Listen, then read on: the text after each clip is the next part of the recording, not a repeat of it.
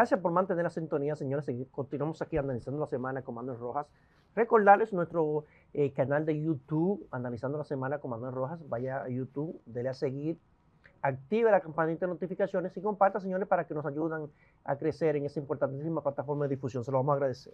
Miren, este viernes, después que Estados Unidos, después que Donald Trump dispuso incluso el retiro de uno de los portaaviones desde el Medio Oriente, Gerald Ford, que es el portaaviones más grande del mundo, y que dijo que, bueno, Estados Unidos ha realizado un cerco del cerco. Esto es,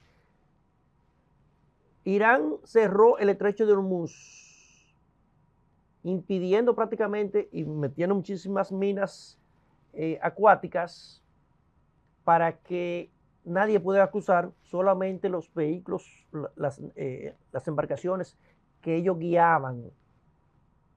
Y eso ralentizó o prácticamente casi bloqueó la salida y entrada, y solamente salían las embarcaciones que el ejército iraní autorizaba que se fuera por sus costas hasta llegar a Pakistán y así seguir esa ruta en aguas no internacionales, sino en aguas territoriales de cada uno de los países que están en esas demarcaciones hasta llegar a China.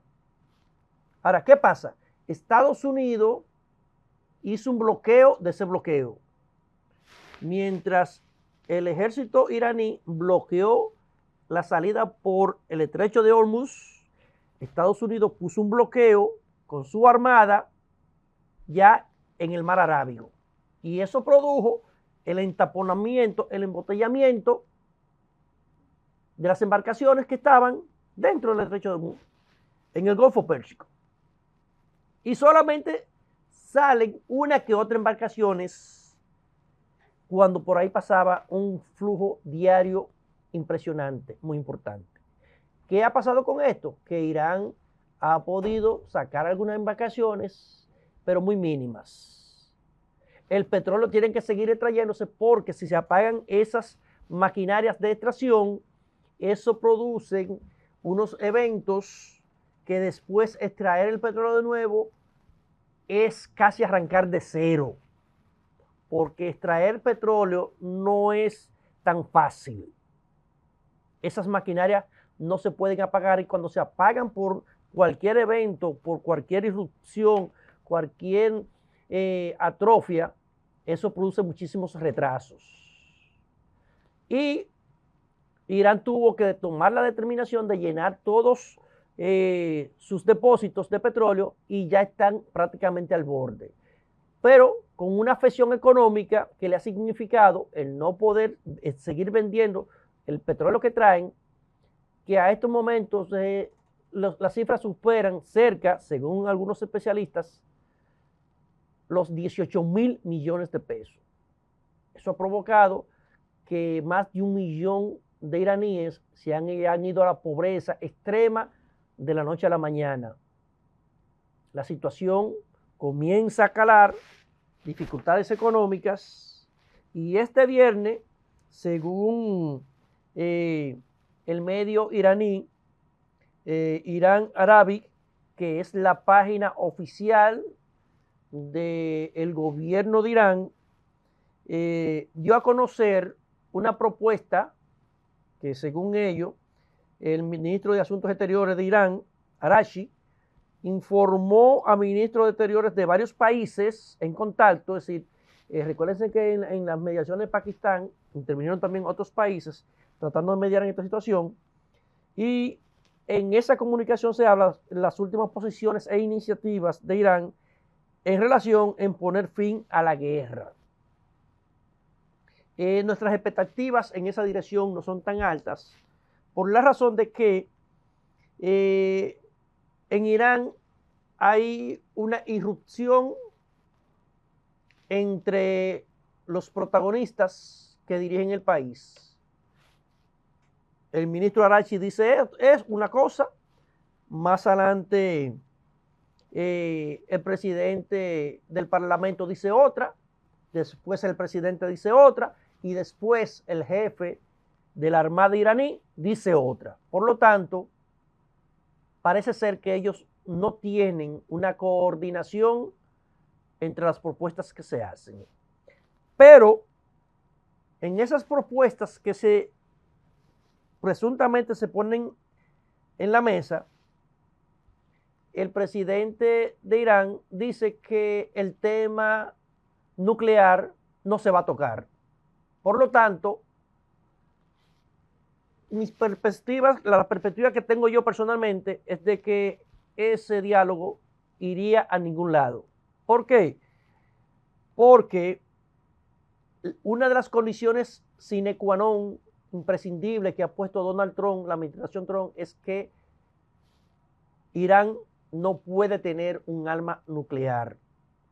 Y el tema del uranio, que ya está enriquecido al 60%, que solamente cuando el uranio se enriquece por encima del 20%, es con fines nucleares atómicos. Porque hasta el 20% se utilizan para crear energía, para investigaciones médicas y todas esas cosas. Después que pasa de 20%, ya son las intenciones con intenciones destructivas. Irán tiene alrededor de 600 kilos de uranio enriquecido al 60%. Para tener capacidad de crear una bomba nuclear con ello, tiene que llegar al 90%. Le falta un 30%. Pero después de 60%, después del 20%, son con fines de exterminio solamente. Si no está el tema del uranio sobre la mesa, Estados Unidos, délo por seguro, como hizo la semana pasada Donald Trump, que ni siquiera mandó su comisión nuevamente a Pakistán a que llevaran una propuesta. Y la propuesta de Donald Trump es: no hay estrecho de Hormuz, no hay negociaciones, mientras que Irán no desista de tener armas nucleares. Ese es el primer tema de la agenda. Por lo tanto, vamos a ver qué pasa, porque en cierto sentido a Estados Unidos como país le ha beneficiado el cierre del estrecho de Hormuz, porque Estados Unidos pasó de vender 2.5 millones a 3 millones de barriles a vender sobre los 6 millones de barriles, con el beneficio extra de que antes del inicio de esta guerra, el precio del petróleo WTI de Texas rondaba los $65, y el fin de semana ese mismo WTI rondó los $100 por barril, y en esta semana tuvo un momento que estuvo a $111 el barril. Quiere decir que no solamente es que Estados Unidos está vendiendo el doble del petróleo, sino que lo está vendiendo un 65% más caro al momento en que comenzó el conflicto. Por lo tanto, el crecimiento que ha tenido Estados Unidos en primer trimestre fue de un 2%. Pero la inflación, porque a diferencia, por ejemplo, de República Dominicana, Donald Trump le transfirió el aumento del precio del petróleo, se lo transfirió a la población, y los norteamericanos están pagando los combustibles más caros de la historia. A diferencia de República Dominicana, que el presidente Luis Abinader tomó la decisión de que los aumentos de los combustibles ser subsidiados y que el gobierno pues sea el que asume esos aumentos mientras se pueda. Donald Trump no lo ha hecho. Ahora, en esa misma dirección, como Estados Unidos se ha beneficiado económicamente, la administración de Donald Trump ha sido perjudicada, porque la aprobación de Donald Trump cayó a un mínimo, señores, de un 34%. Una de las más bajas de la historia para un gobierno que apenas tiene un año y algo en el ejercicio. Y las elecciones de medio término, que serán en noviembre, podrían verse afectadas significativamente todos los candidatos del Partido Republicano de mantenerse esta tendencia. Entonces, quiere decir que el tiempo corre. Creo que el reloj ahora en este momento está avanzando drásticamente, tanto para los Estados Unidos como para Irán, porque cada día que pase para Irán significa más pérdida de dinero, sus niveles de pobreza aumentan, la presión interna de los iraníes que ya comienzan a sufrir en carne propia este estancamiento del estrecho de Hormuz y el estancamiento de la economía y frizar todos los recursos que tiene Irán en todos los países del mundo, se comienza a sentir.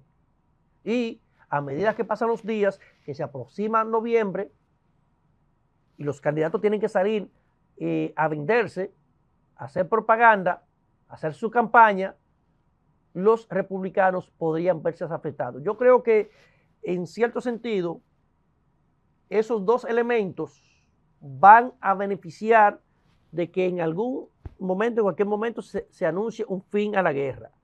Por esos dos elementos. Ahora, con la volatilidad que tienen, que manifiestan, que expresan los altos dirigentes en el gobierno iraní, uno no sabe lo que pueda pasar porque es un gobierno de corte chiita, fundamentalista, que para ellos estar vivos como morirse, para ellos significa lo mismo.